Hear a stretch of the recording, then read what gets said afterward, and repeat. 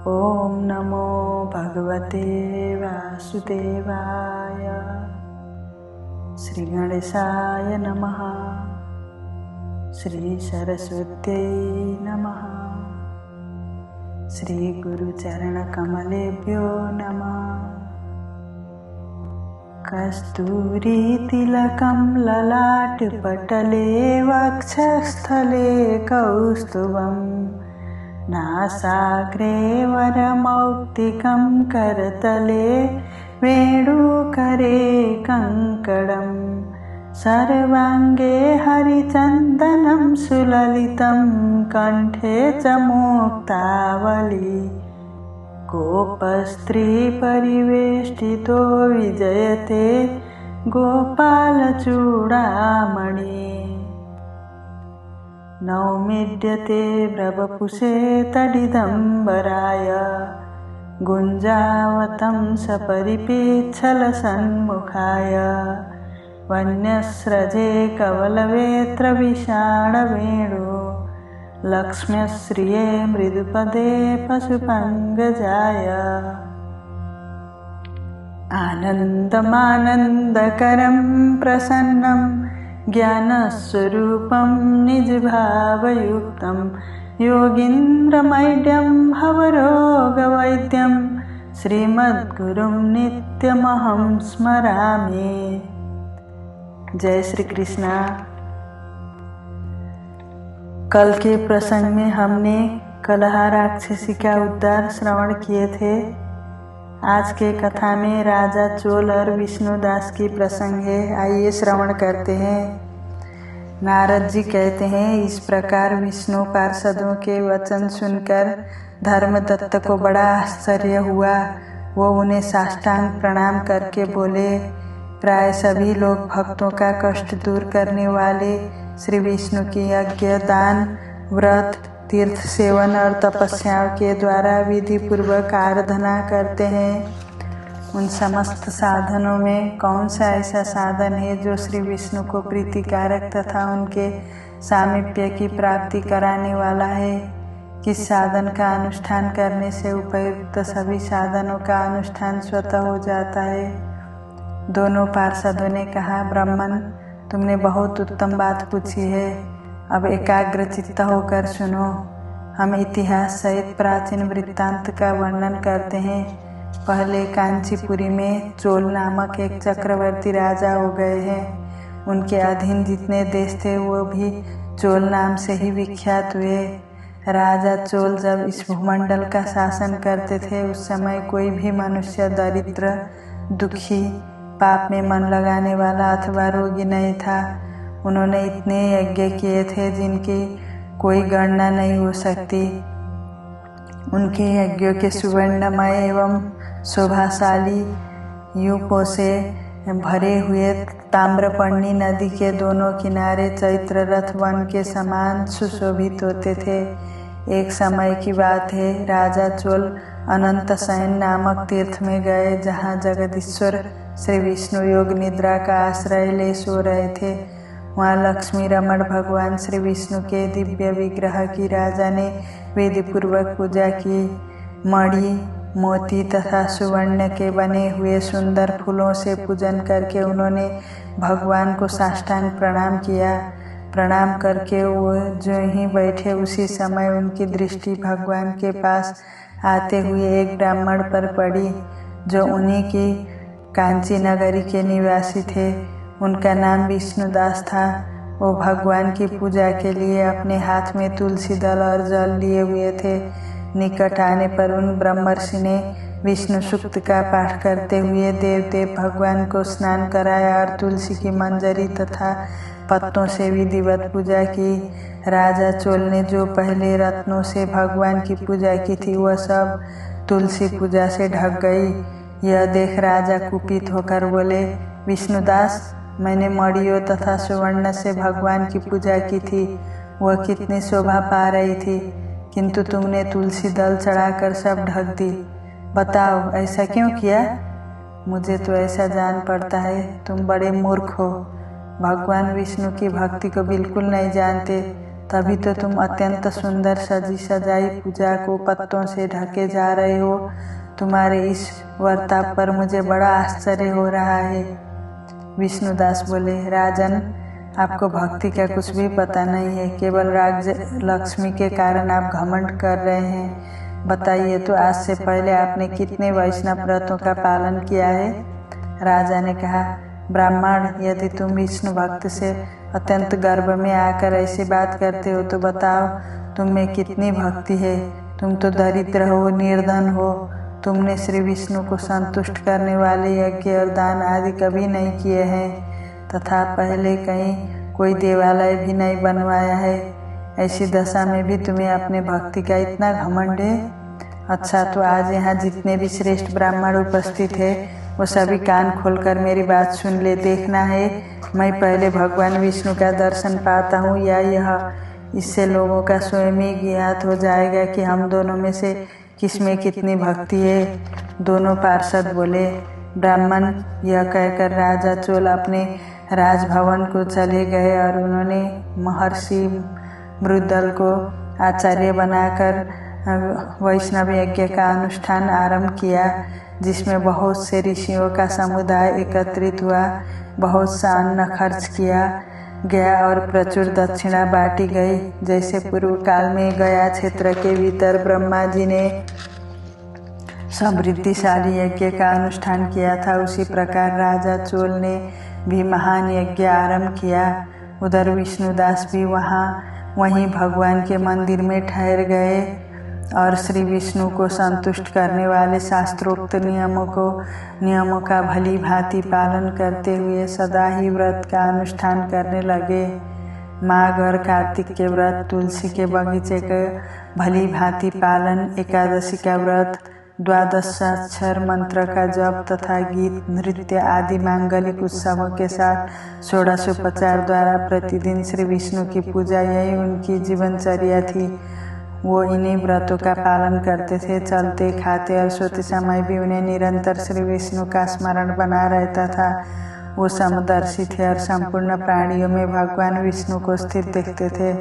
उन्होंने भगवान विष्णु के संतोष के लिए उद्यापन विधि सहित माघ और कार्तिक के विशेष नियमों का भी सर्वदा पालन किया। इस प्रकार राजा चोल और विष्णुदास दोनों ही भगवान विष्णु की आराधना करने लगे। दोनों ही अपने अपने व्रत में स्थित रहते थे। दोनों की ही इंद्रिया और दोनों के ही कर्म भगवान में ही केंद्रित थे। एक दिन की बात है, विष्णुदास ने नित्य कर्म करने के पश्चात भोजन तैयार किया, किंतु उसे किसी ने चुरा लिया। चुराने वाले पर किसी की दृष्टि नहीं पड़ी। विष्णुदास ने देखा भोजन गायब है। फिर भी उन्होंने दोबारा भोजन नहीं बनाया, क्योंकि ऐसा करने पर सायंकाल की पूजा के लिए अवकाश नहीं मिलता। अतः प्रतिदिन के नियम के भंग हो जाने का भय था। दूसरे दिन उसी समय पर भोजन बनाकर वो जो ही भगवान विष्णु को भोग लगाने के लिए गए, तो ही कोई आकर फिर सारा भोजन हड़प ले गया। इस प्रकार लगातार 7 दिनों तक कोई आकर उनके भोजन का अपहरण करता रहा। इससे विष्णुदास को बड़ा विस्मय हुआ। वो मन ही मन इस प्रकार विचार करने लगे, आहो, यह कौन प्रतिदिन आकर मेरी रसोई चुरा ले जाता है? मैं क्षेत्र संन्यास ले चुका हूँ, अतः अब किसी तरह इस स्थान का परित्याग नहीं कर सकता। यदि दोबारा बनाकर भोजन करूँ तो सायंकाल की यह पूजा कैसे छोड़ दूँ? कोई सा भी पाक बनाकर मैं तुरंत भोजन तो करूँगा ही नहीं, क्योंकि जब तक सारी सामग्री भगवान विष्णु को निवेदन न कर लूँ तब तक मैं भोजन नहीं करता। प्रतिदिन उपवास करने से मैं इस व्रत की समाप्ति तक जीवित कैसे रह सकता हूँ? अच्छा, आज मैं रसोई की भली भांति रक्षा करूँगा। यूँ सोचकर भोजन बनाने के पश्चात वो वहीं कहीं छिपकर खड़े हो गए। इतने में ही एक चांडाल दिखाई दिया, जो रसोई का अन्न हड़प ले जाने को तैयार खड़ा था। भूख के मारे उसका सारा शरीर दुर्बल हो रहा था। मुख पर दीनता छा रही थी। शरीर में हाड़ और चाम के सिवा और कुछ बाकी नहीं बचा था। उसे देखकर श्रेष्ठ ब्राह्मण विष्णुदास का हृदय करुणा से व्यथित हो उठा। उन्होंने भोजन लेकर जाते हुए चांडाल पर दृष्टि डाली और कहा, भैया, जरा ठहरो ठहरो, क्यों रूखा सूखा खाते हो, यह घी तो ले लो। इस तरह बोलते हुए विप्रवर विष्णुदास को आते देख चांडाल बड़े वेग से भागा और भय से मूर्छित होकर गिर पड़ा।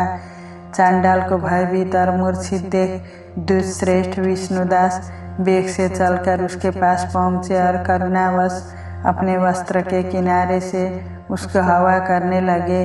तदंतर जब वह उठकर खड़ा हुआ तो विष्णुदास ने देखा वह चांडाल नहीं, साक्षात भगवान नारायण ही शंख चक्र और गदा धारण किए सामने विराजमान है।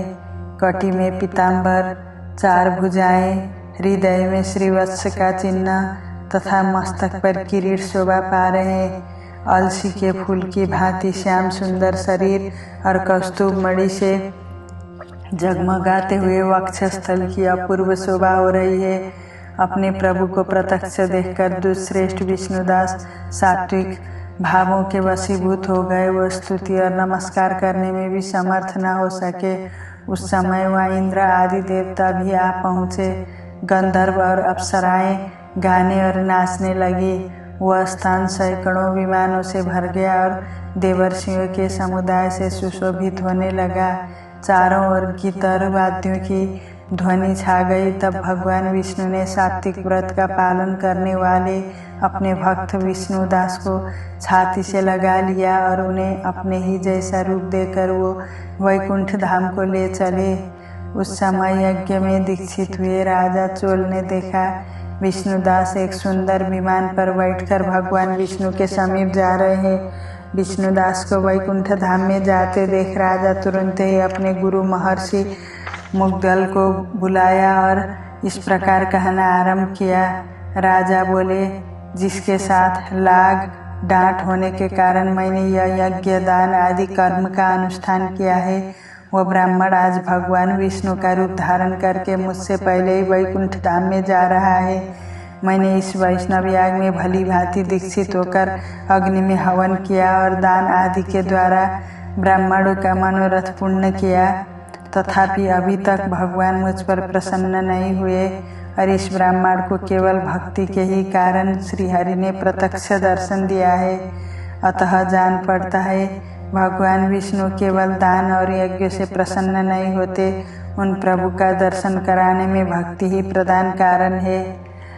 दोनों पार्षद कहते हैं, यूँ कहकर राजा ने अपने भांजे को राज्य सिंहासन पर अभिषिक्त कर दिया। वो बचपन से ही यज्ञ की दीक्षा लेकर उसी में संलग्न रहते थे, इसीलिए उन्हें कोई पुत्र नहीं हुआ। यही कारण है कि उस देश में अब तक भांजे ही सदा राज्य के उत्तराधिकारी होते हैं। वो सब के सब राजा चोल के द्वारा स्थापित आचार का ही पालन करते हैं। भांजे को राज्य देने के पश्चात राजा यज्ञशाला में गए और यज्ञ कुंड के सामने खड़े होकर श्री विष्णु को संबोधित करते हुए 3 बार उच्च स्वर से निम्नांकित वचन बोले। भगवान विष्णु, आप मुझे मन, वाणी, शरीर और क्रिया द्वारा स्थिर भक्ति प्रदान कीजिए। यूँ कहकर वो सबके देखते देखते अग्नि में कूद पड़े। उस समय मुद्गल मुनि ने क्रोध में आकर अपनी शिखा उखाड़ डाली। तभी से आज तक उस गोत्र में उत्पन्न होने वाले समस्त मुद्गल ब्राह्मण बिना शिखा के ही रहते हैं। राजा जो ही अग्निकुंड में कूदे उसी समय भक्तवत्सल भगवान विष्णु प्रकट हो गए और उन्होंने राजा को छाती से लगाकर एक श्रेष्ठ विमान पर बिठाया। फिर अपने ही समान रूप देकर उन देवेश्वर ने देवताओं सहित वैकुंठ धाम को प्रस्थान किया। उक्त दोनों भक्तों में जो विष्णुदास थे वो तो पुण्यशील नाम से प्रसिद्ध भगवान के पार्षद हुए, तथा जो राजा चोल थे उनका नाम सुशील हुआ। हम वही दोनों हैं। लक्ष्मी जी के प्रियतम श्री हरि ने हमें अपने समान रूप देकर अपना द्वारपाल बना लिया है। इसलिए धर्मज्ञ ब्राह्मण, तुम भी सदा भगवान विष्णु के व्रत में स्थित रहो। मात्सर्य और दम का परित्याग करके सर्वत्र समान दृष्टि रखो। तुला, मकर और मेष की संक्रांति में सदा प्रातः स्नान किया करो। एकादशी के व्रत में लगे रहो और तुलसी वन की रक्षा करते रहो। ब्राह्मणों, गौओं तथा वैष्णवों की सदा ही सेवा करो।